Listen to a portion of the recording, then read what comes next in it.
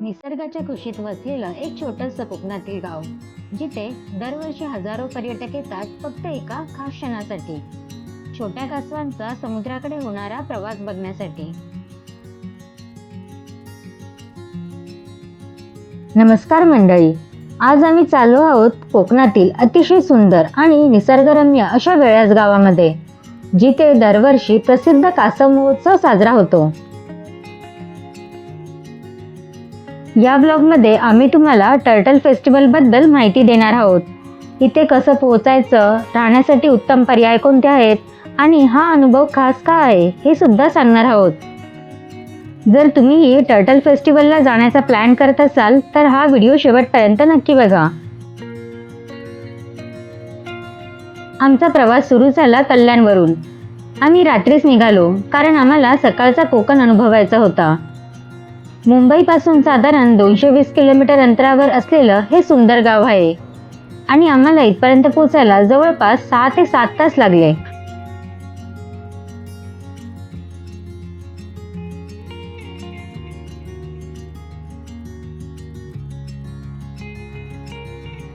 सुरुवातीला आमचा प्लॅन होता माणगाव पासून टर्न घेऊन बागमांडला फेरीने वेळासला जायचा, पण आम्ही सकाळी लवकर आलो होतो आणि फेरी सकाळी 7:30 वाजता सुरू होते, म्हणून आम्ही मंडणगड मार्गे वेळासला आलो. कोकणातले रस्ते म्हणजे एक वेगळाच अनुभव. कोकणात जाणारा रस्ता खूपच निसर्गरम्य आहे. हिरवीगार झाडं, शांत वातावरण आणि फ्रेश हवा, मन अगदी प्रसन्न होतं.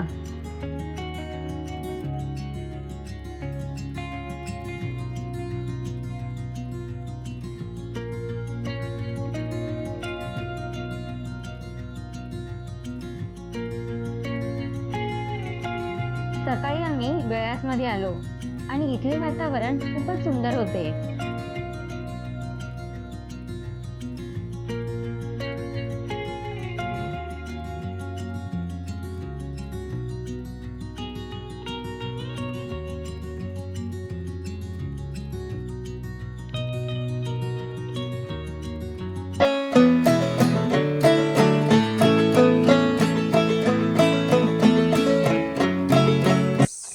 आम्ही आधीच एका होमस्टेमध्ये बुकिंग केली होती. हा होमस्टे निसर्गाच्या सानिध्यात आणि वेळास बीच पासून अवघ्या 10 मिनिटावर होता.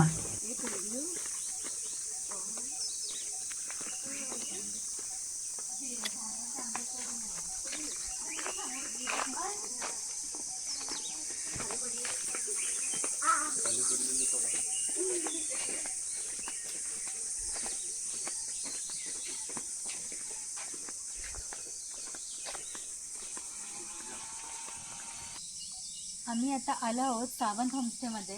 इथे आम्ही राहणार आहोत 2 दिवस. हो, बघूया कसे.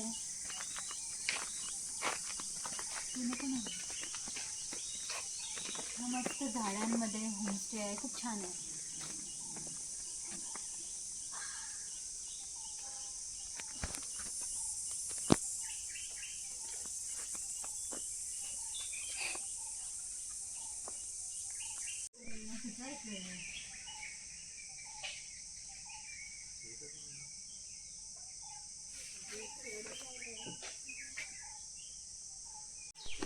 नारळ आणि आंब्यांच्या बागेमध्ये असलेलं हे होमस्टे अगदी शांत आणि निवांत वातावरणात आहे.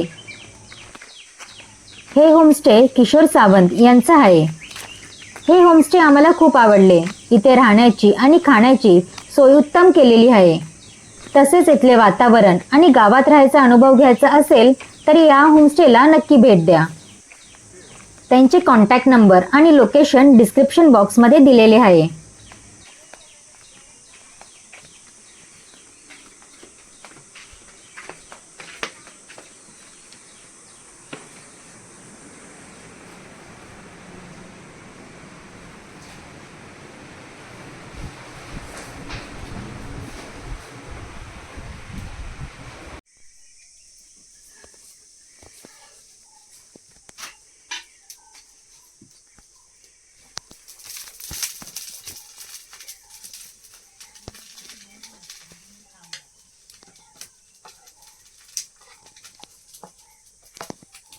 इथलं जेवण अगदी घरगुती आणि पारंपरिक कोकणी पद्धतीचं आहे. सकाळी सकाळी आम्ही कोकणचे स्पेशल गरमागरम घावणे आणि नारळाची चटणी असा नाश्ता केला.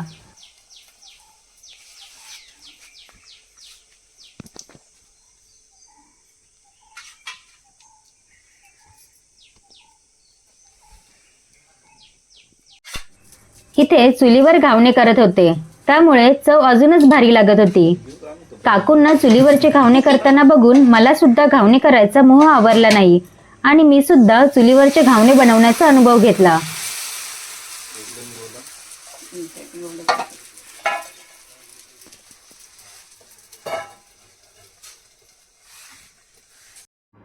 मनसोक्त असा नाश्ता करून रूममध्ये आम्ही थोडा आराम केला.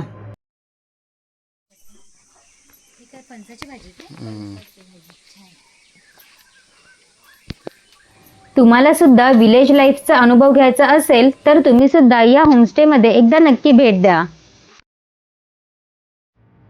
होमस्टे जवळ खूप जागा आहे, तिथे आम्ही थोडे एक्सप्लोअर केले. दुपारी आम्ही क्रिकेट खेळलो. खूप दिवसांनी असं निवांत वेळ घालवून अगदी रिफ्रेश झाल्यासारखे वाटले.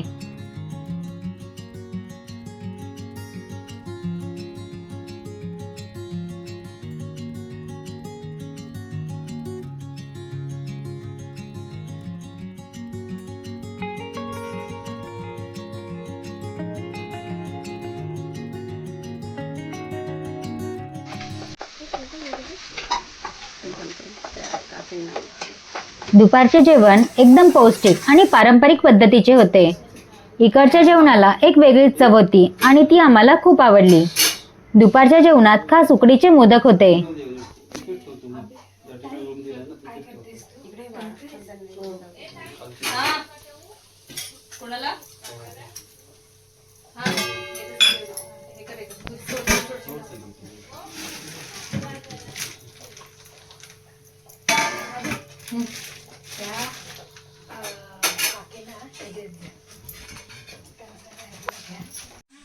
आता आम्ही इथे जेवणासाठी बसलेलो आहोत.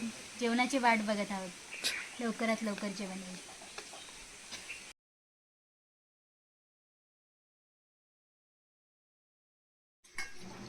जेवणामध्ये 2 भाजी, चटणी, डाळ भात, चपाती आणि मोदक असा कोकणी स्टाईलचा बेत होता.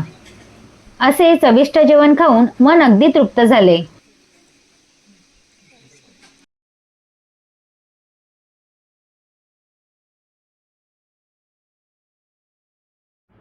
संध्याकाळी आम्ही निघालो वेळास बीचकडे.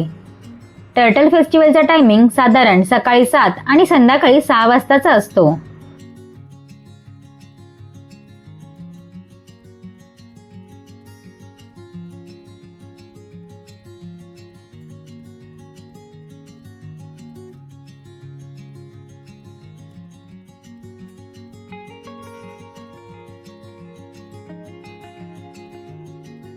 वेळास हे गाव खास आहे कारण इथे दरवर्षी ऑलिव्ह रिडले जातीचे कासव अंडी घालायला येतात.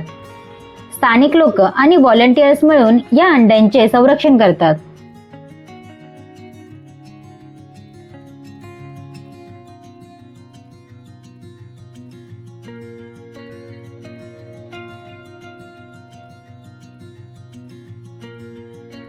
जेव्हा पिल्ल अंड्यातून बाहेर येतात तेव्हा त्यांना सुरक्षितपणे समुद्राकडे सोडले जाते. हा मोमेंट बघणं म्हणजे खूपच इमोशनल आणि स्पेशल एक्सपिरियन्स असतो.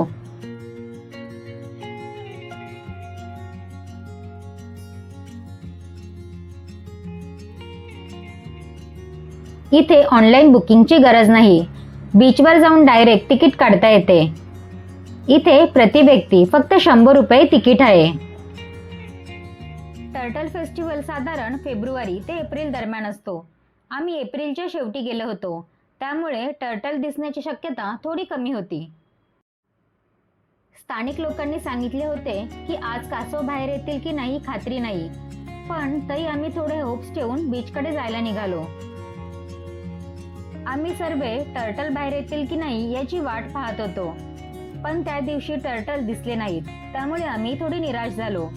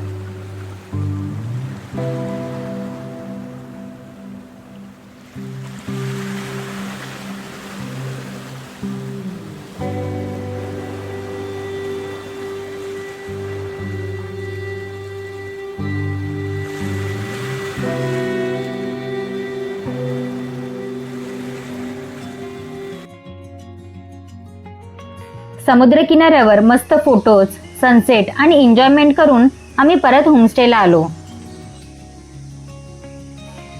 रात्री होमस्टेमध्ये उनो खेळत बसलो, गप्पा मारल्या आणि मग झोपायच्या आधी पुन्हा एकदा रात्रीचं स्वादिष्ट जेवण केलं.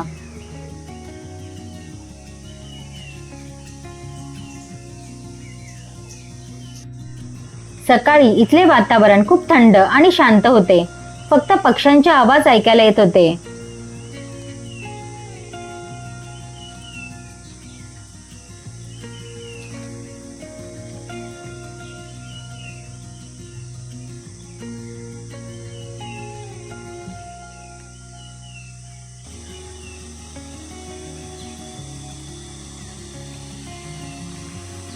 सकाळी लवकर उठून पुन्हा आम्ही वेळास बीचकडे जायला निघालो.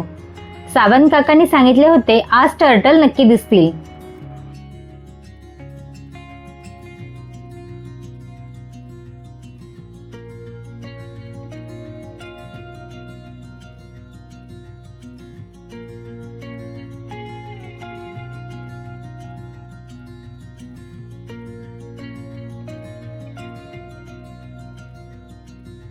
आम्ही तिकीट घेतले आणि बीचवर गेलो.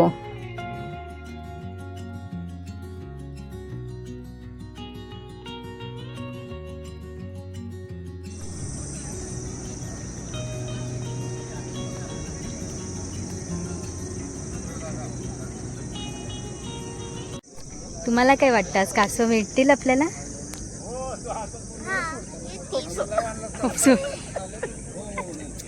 किती दिसतील? एक दिसला तरी बस आहे. आम्ही एवढं लांबून आलेलं त्याचं सारखं लागेल. 10-20 पुढे घे जराशी. किती आहेत? 4-5 वाटते.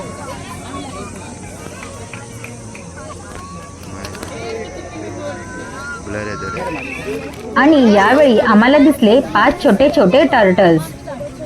तिथल्या व्हॉलेंटियर्सनी संपूर्ण प्रोसेस समजावून सांगितली. त्या छोट्या टर्टल्सना काळजीपूर्वक समुद्रात सोडले.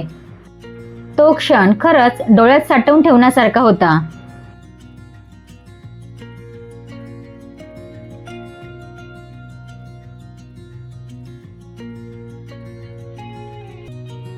वेळासला येण्यापूर्वी काही गोष्टी नक्की लक्षात ठेवा.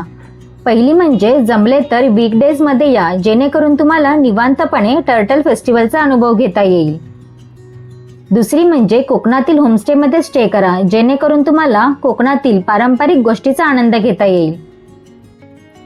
तिसरी म्हणजे वेळासारखेच टर्टल फेस्टिवल अजून काही बीचेसवर होतात, जसे की आंजर्ले आणि भाटे बीच. या बीचवर जाऊन सुद्धा तुम्ही टर्टल फेस्टिवलचा अनुभव घेऊ शकतात. चौथी म्हणजे हे टर्टल फेस्टिवल फेब्रुवारी ते एप्रिल महिन्यात असते, परंतु मिड एप्रिल नंतर इथे तुम्हाला कासव कमी बघायला मिळतील. त्यामुळे फेब्रुवारी किंवा मार्च मध्ये टर्टल फेस्टिवलचा प्लॅन करा.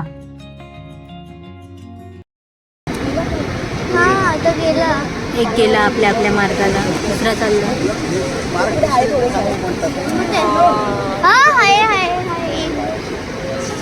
अजून तिथपर्यंत झालाय.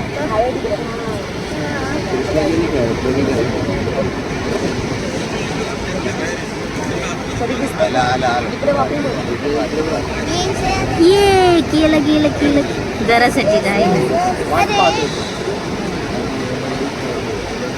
तो गमतोय.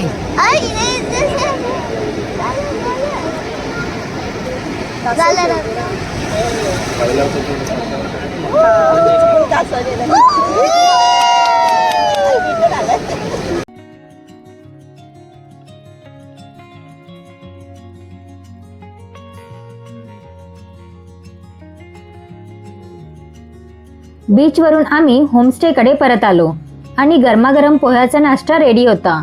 तो नाश्ता करून आम्ही निघालो परतीच्या प्रवासाला.